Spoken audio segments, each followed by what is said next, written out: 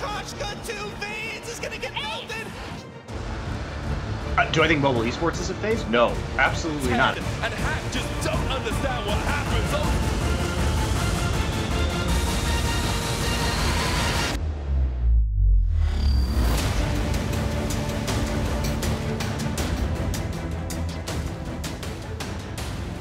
Hey, and welcome to another episode of the Halcyon Report.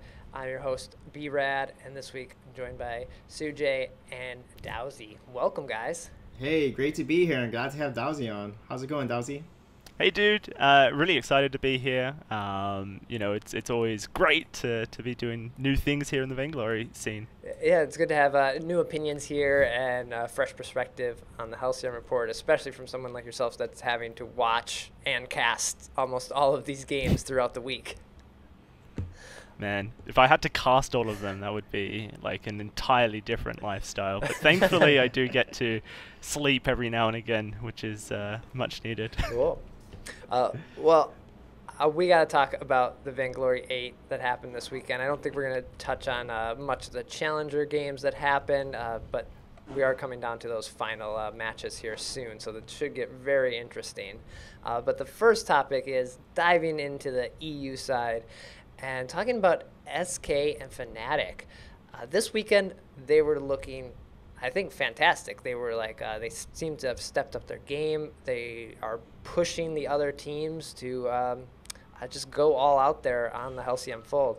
Sujay, did you get a chance to watch these? Do you think they're taking our opinions and thoughts to heart here on the Halcyon Report? Yeah, for sure. Fnatic, SK, and G2 are all looking strong. Team Secret has been struggling with their Adagio comps recently, and you saw a shift where Adagio is no longer prioritized in NA and EU, and actually Adagio has lost more often than not.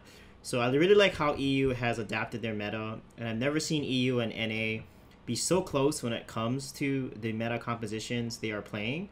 After Fnatic won their weekend, for example, 2 weekends ago with Gwen, Samuel, Lyra comps, etc., you see SK also then running those comps, and they didn't run a weapon power melee carry, I think, at all the past weekend in lane. Kavalafar played Ringo, played Gwen, etc., and the unified champions are going to be so much fun now to watch when EU faces NA, because the meta is closer in parity to one another, and there isn't like a huge gap like there was at World. So I'm so excited and so happy that EU is playing the Flickers, the Koshkas, and all that stuff now, which is awesome. Yeah, I kind of like that they are going with these team comps and these heroes that are strong and have proven to be strong. And we do see them picking up every once in a while those pedals or the cruels to kind of throw people off. But I think there's less, I guess, messing around or experimentation going, and just kind of focus on getting that W. Dowsy, how about you? Yeah, no, it's great to see that. I think EU is not only stepping up in meta, but also kind of influencing the meta worldwide. You know, you see sometimes they bring odd hero picks into the lane, and then next week North America gives it a go. So it's kind of cool to see that EU, I guess, eyes are on EU to step up the ball, and not only that, people are respecting some of the things that they're bringing out onto the Halcyon fold, and the level of play for EU has certainly been upping as well. You know, Fnatic have just looked incredible over the last 2 weeks. No, not only throughout the split, but particularly in the last 2 weeks, they just look like an entirely new roster. And you can kind of see that they went on and did a boot camp in London at the new Fnatic bunker, and after that boot camp, it was like, holy moly, this squad is actually playing like so incredibly compared to their opposition. So this is like perfect for EU and stepping up the level. Yeah, no, I think that's great, especially being a fan of Fnatic in other games. Like you wanna see these orgs and teams do really well. So it's nice to see that they're, I don't want to say taking it seriously, but just like improving their play and pushing ahead each week. Yeah, that's a great point, Dowsy, you said, because Fnatic ran Flicker with double range, and we saw that first two weekends ago, and it actually won the weekend. And then TSM brought it out this past weekend. So, like you said, it's great to see EU trying stuff out, and then other regions are picking it up and trying it out as well, which is really cool. I was just gonna say, like, I'm fully on board with the idea of like regions influencing each other. I think that the strength of North America right now can kind of be thanked a little bit by the East Asia and the Southeast Asia region, especially at Worlds. They got so much exposure to new tactics and new play styles that then they brought it home and then kind of regurgitated out this North American play style, which is so fierce and so dominant. And you kind of see EU, perhaps they're a little bit more cautious in their play style, but like looking forward to the unified spring championships, it's just like this is going to be a real test. Has EU kind of stepped up its game sense and awareness enough that it can actually start to take the competition? And then moving on to the NA side, this week we got to see Tribe Gaming go up against Rogue. And these were two teams that were in the challenge battles. They didn't face each other, so this was the first time we got to see them kind of face off on the Halcyon Fold. This did not go that well for Rogue Gaming. Do you guys think they would have had an issue if they would have had to play each other in the challenge battles? I know what ifs are very hard to dive into, but Sujay, what do you think of their performance? Yeah, Tribe is looking really solid as a team. They just have to clean up a lot of little things, little mistakes that they're doing, the overextensions and jumping into like 1v3 and just literally throwing in the late game. But they're solid because of two big reasons. Pawn is very smart. He's really good at shot calling for his team. And Pawn and Status are both mechanically gifted and have the same aggressive playstyle along with E36 as their captain. Rogue has also played a lot better during the challenge battles, and the following weekend when they got out of the challenge battles and kept their spot, they did really well because of their boot camp.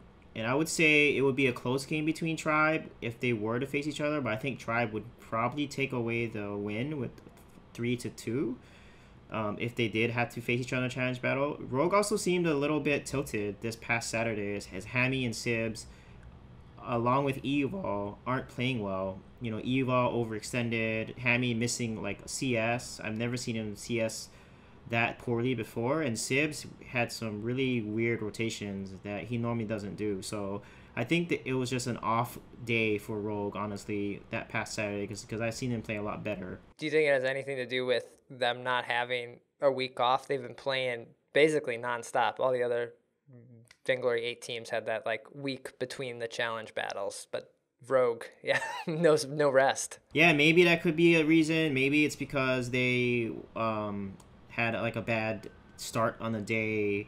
I'm sure there's a lot of factors that could have impacted it, but it was weird to see kind of the entire team not perform well. Maybe it's morale thing internally, who knows? But to see all three players not playing well, it means that some dynamic is definitely going on for sure. I had some of the players like approaching me afterwards because I try and keep in touch with everyone and see how they're feeling about upcoming results and past results. And there was definitely some issues on the back end. We've seen Rogue already suffer with connectivity issues throughout their Split 1 and Split 2 performance, and claims were made that was also an issue this weekend. Now, that doesn't excuse necessarily bad macro play and rotational play, but it can excuse some of the micro issues that perhaps they were facing, such as perhaps missing engages, missing abilities, CS, whatever that may be. But I do think that when those kind of issues haunt you, that might affect your mindset heading into something. If you already feel like you're doomed from the get-go because of that, then that is certainly something that can hold you back. But it's really interesting. Rogue, they have all of the tools available to them to be a top 4 North American team.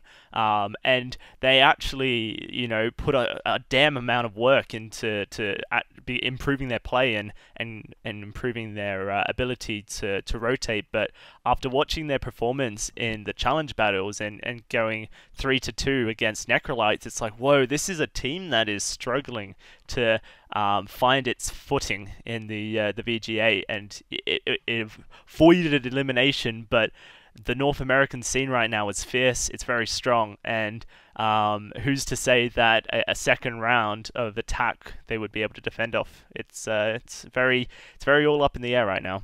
Mm-hmm. Yeah, I know when they were on here, they kind of talked about like they never wanted to face that battle again. Like that's a tough matchup to like kind of give up your spot or keep it. Like it's just there's so much on the line, even more than each week with these points. Yeah, no, for sure. Like I think any team that faces a challenge battle will, if they and they make it through the other side, will like have a newfound respect, I guess, for their position in the competitive scene, and hopefully that newfound respect drives them to improve as much as possible. I think any team that underestimates any opponent is kind of just asking for trouble. Yeah. And Dazzy, you talked about the fierce competition here on the NA side.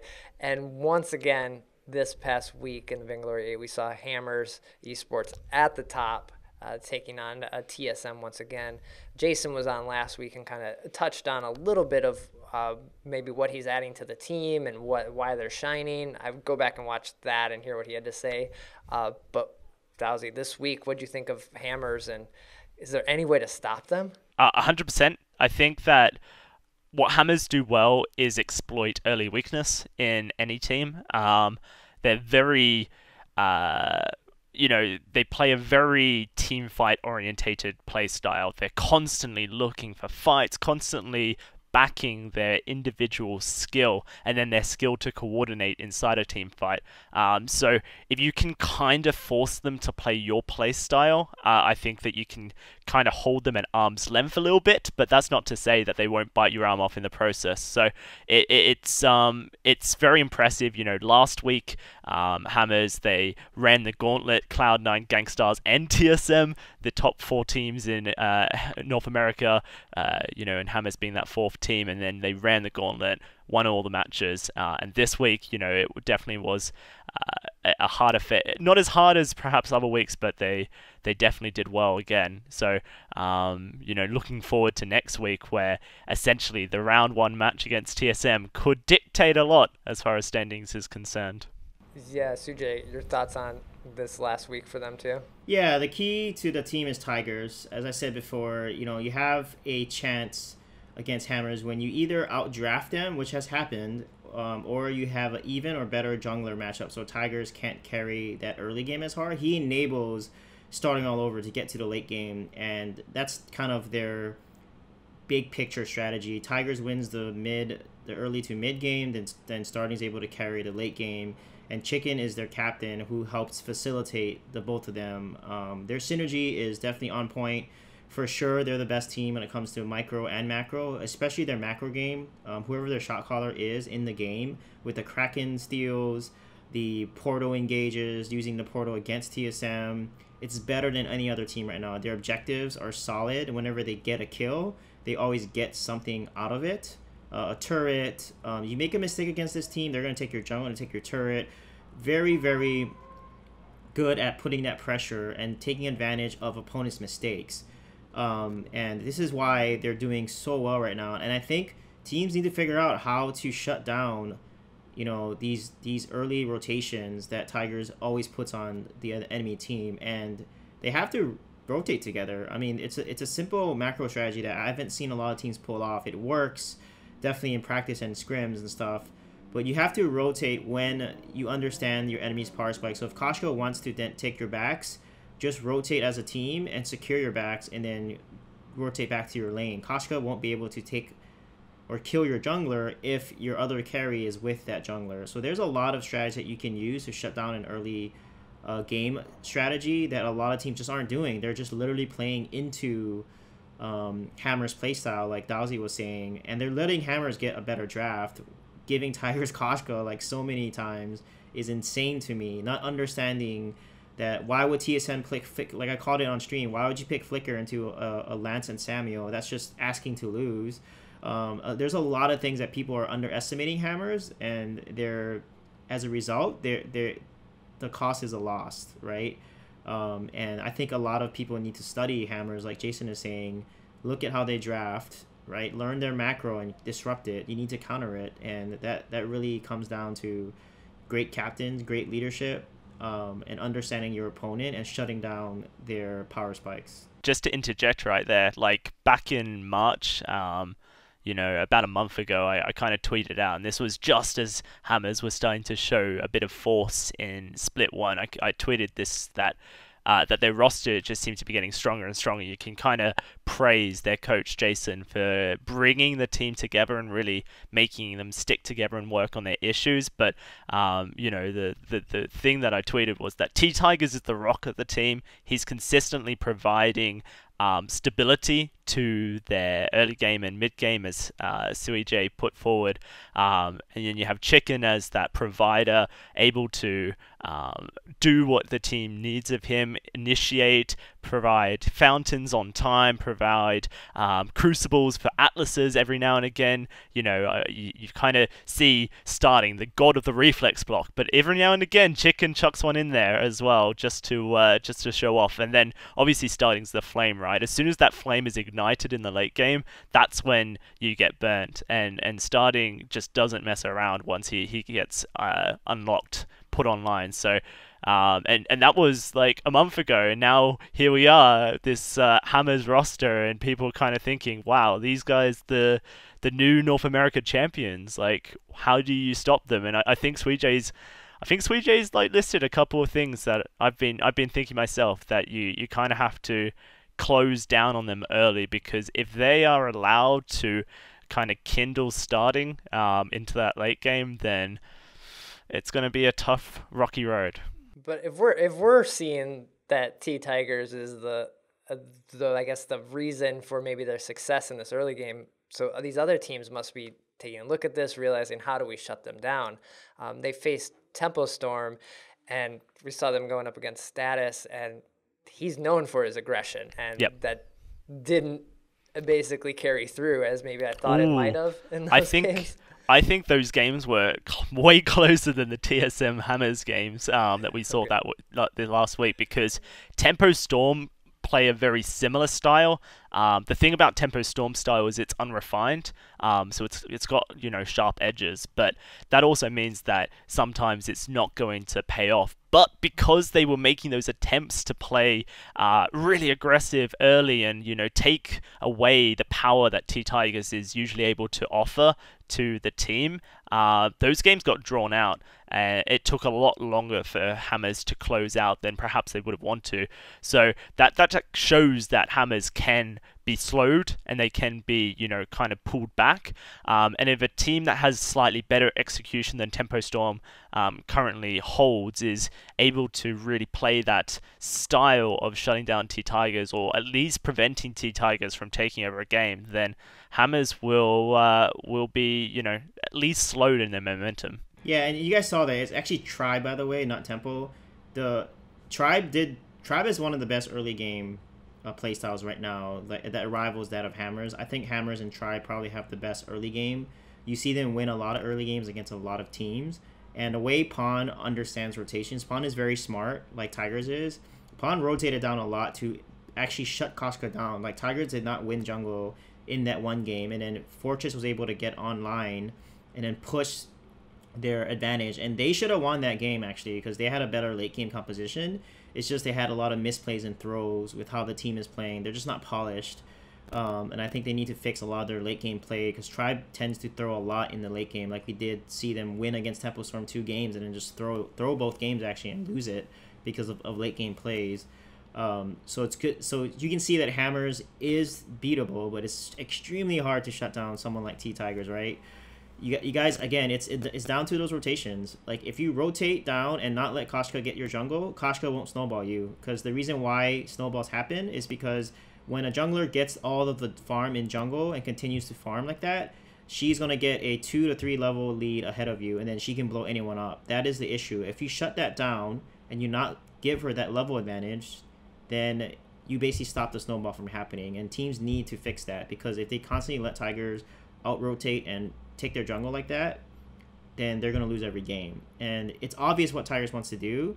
Teams just need to be smart enough to shut it down. Like I said, it's all down to rotations and how they're going to play that macro game against Tigers. And we're seeing these teams try to almost balance out that early and late game now, realizing that if something like this Kashka doesn't snowball and take us through the game in like 12, 15 minutes, that they almost need a backup plan. And we're seeing Baron kind of shine here a little more. He's getting picked up, especially with the Gwen and Vox and Ringo kind of shining through as our carries. But what's the reason for Baron? Is it because of that late game aggression to kind of, just in case, a safety? Yeah, Baron is the strongest weapon carry late game. He has a range of 7.4 once he hits level 12 and has 3 points into his ultimate. He has the most range. He does 30% extra damage every single basic attack. So if you think about Kestrel's Glimmer shots, they do 130% basic attack damage.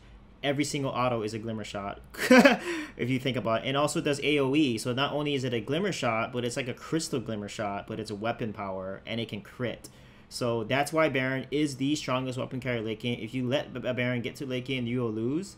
And you need someone that can get onto Baron and force him to play defensive, like Koshka, Taka, Blackfeather. Those melee heroes are extremely good against Baron, because if Baron doesn't buy defense against them, they can basically execute Xretsu, Pouncy Fun, empowered attacks, and blow Baron up.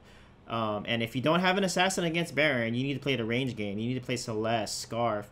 Like, Vox will not work. Even Ringo will not work late game, because Baron is able to stack so easy. And you need to not bunch up. You need to fight adjacent from him.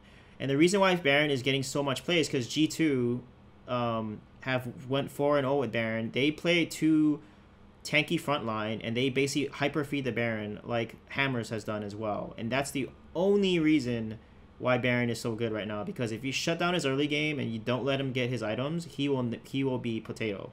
But because Hammers picks Koshka along with like a strong support like Lance or Adagio with a Baron, and they can starve jungle from the enemy team and let Baron scale and then hyper feed Baron, that's why Baron is seeing a lot of play, because the comp enables him to get to his late game spikes. And once he gets late game, good luck. Like I said, his kit is amazing, and assassins counter him, and you need someone like Celeste or heroes that outrange him that can beat him. So Baron, I'm happy to see getting a lot of play, because he's underrated, and he's definitely the best weapon power carry for sure in the late game. Yeah, I think that hyper feeding is a good point. Like, we saw a couple games, I think, where Baron reached his late game at, 12 minutes? 14 minutes? Like, something you'd usually don't think of as late game. Once he gets 3 items, it's pretty much late game. Even though 50-minute mark is considered late game, once you get 3 items, you pretty much got to late game. Dowsy, what are your thoughts on Baron right now in the current meta? G2 play the best Baron, I think, right now in the West. And as Suijay put out, they hyper carry it, but they also build a fantastic composition around it. And then not only that, but they play in pockets of the map that really suit Baron's play style. So they're just like ticking all the check boxes. They're going off the page with the check boxes on how to play Baron, which is obviously fantastic. And, because of the fact that they're able to hyperfarm, because they pick a jungler that involves a cheap build, and when a jungler has a cheap build, well, actually, it doesn't need to get as much CS, much gold, so you can kind of give some of that over to your laner every now and again and get him slightly ahead. They are hitting a 3 or 4 item Baron around 12 minutes. I think they actually hit 4 item Baron at 12.5 minutes this week, it blew my mind that you could give that much gold to Baron and not have the Baron threatened. But they paired it with a Grumpjaw, a CP Grumpjaw this week, and CP Grumpjaw's build is so cheap. Not only that, he has so much damage given to him, so much so that perhaps there might be some balance changes coming to him. I've had rumored to me. But then looking to 2.4, it even looks like Baron is getting a buff, or at least some adjustments in his kit to make him a little bit more consistent, which is huge for anyone who wants to play Baron, because he is that risk. He is the all the eggs in the basket type hero that you kind of have to draft around. And the changes to him that make him consistent means that you can kind of rely on your damage output more so, and that's pretty huge. Not only that, he's very safe in the sense that you overdrive your jump jets and you get the increased movement speed, the immunity to debuffs and whatnot. So if you position correctly on Baron, you can be very, very safe. And then when you have that big, beefy front line with lots of CC and peeling ability, then it makes it very hard to shut down. I know we're giving a lot of credit to these carries here, like the Barons and the Kashka, but Sujay, you had a really fantastic tweet this past week talking about the captains, where you said, with the recent patches and heroes, captains are so much more than support. They are true captains, setting up plays or disrupting plays for their team. I thought that was such a spot-on tweet, because these captains are enabling these carries to become these late game monsters. Any other thoughts that you couldn't fit into this 140 character tweet? Yeah, if you really look at it, the captains are the ones that decide the team fight. If you have a bad captain that misplays, then you'll lose the team fight. Like a bad bulwark can cost you a lot of things. Perfect example is when FlashX played Arden against Cloud9 and Gabe was on Lance. He had a lot of amazing gauntlet engages. Like, he didn't allow the Lance composition to engage. Lance and Glaive are so good at engaging, but he never allowed Lance or Glaive to engage onto a Sky. He always gauntlet engaged first. Von C was able to then poke through the gauntlet, or if Glaive tried to get through the gauntlet and then try to dive onto Gwen or Von C, then Chuck and Von C would then focus Glaive, and then Joseph would basically be almost dead or be dead. And also landing Sky ultimates within the gauntlet, and he used the Vanguard at perfect moments to slow the enemy team and give Von C or Chuck that 4-second barrier. Chicken on Lance or Adagio as well. He understands the importance of ambient gold. If you look at Chicken, how he plays, he is really doing a good job roaming and make sure he gets as much gold as possible in the early mark. And Hammers usually always gets Fountain before the enemy team does. And when they do get a Fountain Power Spike, it always translates to a turret. And this is old school that TSM used to do when Flash would just rush Fountain and then they will take a turret from it. But Hammers is doing this power spike really well, and that's really on the captain. They have to be able to rotate, not spend a lot of money, make sure that they are being very efficient with their item purchases and their positioning to get the ambient gold so that they can get the Fountain power spike before the enemy team does, and then force an objective out of it within that 5 to 6 minute mark usually, which allows them to snowball. So captains play an enormous role that can't be underestimated, and if you have a really good captain, you'll win those team fights. Like I called in TSM versus Cloud9, FlashX just outplayed Gabe's Lance and didn't let Gabe, shine when it comes to his roots and engages and etc. And a bad captain with missed fountains, missed crucibles, bad bulwarks, oh my god, bad liar portals. Please, can people stop liar porting, engaging onto an enemy team when it's not working and they keep doing it? That's why I'm showing these videos and trying to help these pros, even though I don't really compete at a pro level as much myself. But it's just some of these captains, man, you guys are literally the person that sets your teams up for that ace, or you're the person that gives the other team the ace, honestly. So as a captain, your role is important, and that's why your name's captain, because the ship will sink or the ship will sail based on your direction and your playmaking ability or disruption abilities. Dowsy, any nods to give to captain players out there, or even here in the Vainglory 8? I'm not sure how I can emphasize this point anymore, because Sweetjay is very passionate about it and kind of hits the nail on the head. But my favorite person to queue with when I go into my solo queue games is always a captain main, and the reason because the consistency in being able to win or lose a fight through, you know, good usage of actives, good usage of abilities, and just general control of the map through vision is so huge. And when you, I kind of almost train up one of my friends, you know, each time we play, just to try and push them further into their role and try and push them further into perhaps some things they could be considering. Because if that person gets really good at being a captain, then I shouldn't lose a game ever, and so then I can use them for the freeload that I deserve for training them. No, I'm joking.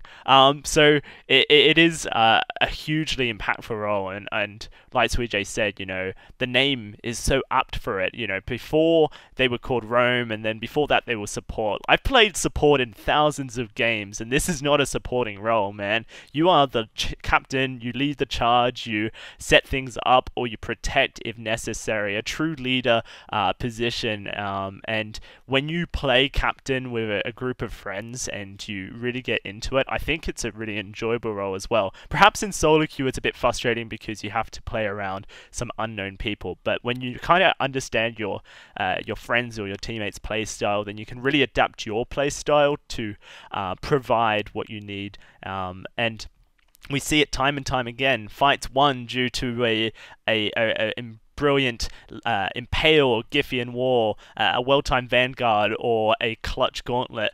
And, you know, the amount of versatility that some of these guys bring to the table with contract purchases, what they do level 1, the way they play the ambient gold. You know, Jetpacks was the first to hit level 6 on his team on Lyra against Fnatic in the finals, which just blew my mind because of his ability to kind of cycle the experience he was getting, and due to some of the aspects that his teammates were not having the best of time. But the fact that he hit level 6 on a captain position is truly amazing. And so when you get someone who understands all of the different aspects of the game and then can almost abuse their knowledge to gain advantages, then that's when you've got someone who can really change the tides of something. And I think the captain role is probably the most important in consistency across an entire game. Well, everyone out there who's watching this, definitely watch the captains